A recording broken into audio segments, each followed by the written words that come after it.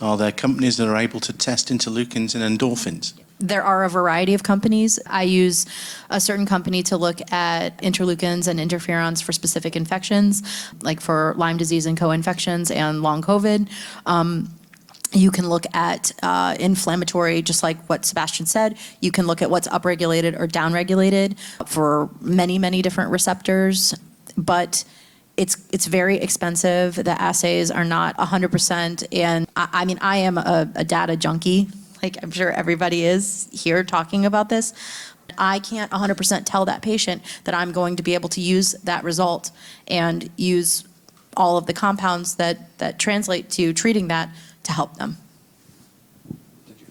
So in clinical medicine, I was trained by Dr. Andrew Weil, and he used to say 90% of the diagnosis should be made by just talking to them by history, and then you order the test to confirm. So if you ask the patient about how functional are you, and how are you sleeping, do you experience joy? At the end of the day, do you have energy to do things that make you happy? When you get up, do you get up right away without difficulty? So then you get an idea of the endorphin. To do the testing, it's possible, but it's thousands of dollars. And clinical correlation-wise, I'm unsure. Like even Lyme testing, the most important are not necessarily the testing, because until it's positive, the test is not really helpful. If the history is there and it's specific, then I think that even the lab testing is very helpful, very, very assuring. And before using like a triple antibiotic therapy, you want to be on solid ground. But I think that Lyme, chronic Lyme disease, number one, is still disputed. Number two is, I think it's a clinical diagnosis.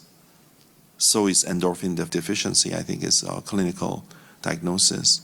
How about our psychiatric colleagues? What tests do you use to ascertain that people have serotonin deficiency, norepinephrine deficiency?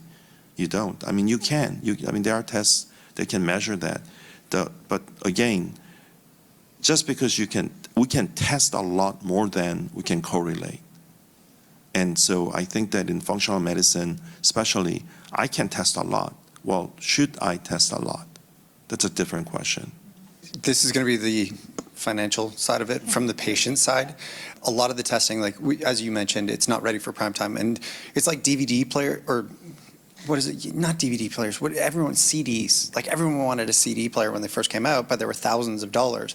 And it took a long time for it to become cost efficient before we could start putting them in everyone's car. And now we're into MP3 players, and now you're into different technology. The patients have a health budget to which they already have in their head. And when we're coming in and we're like, oh, well, we can do this test, this test, this test, and this will give us this information, it'll be great. They kind of go, I still have to pay for my medication, I still have to pay for my visit, I still have to pay. And so we have to deploy them very appropriately. And so at this point, there's neurotransmitter tests that you can do through saliva testing. There's great interleukin tests, like you can pull them, but unless you have a research grant, they're cost prohibitive. And I guess a lot of the presentations this morning have been about the journey towards personalization of therapy. And I guess what, as expert paneling is saying, is that could be 100 years away. But there is always going to be some standardization. Not with our microarray analysis and everything. It's not. It's faster and faster, but. I was thinking about getting a Kickstarter going where we could get into it and get it, because there's enough people.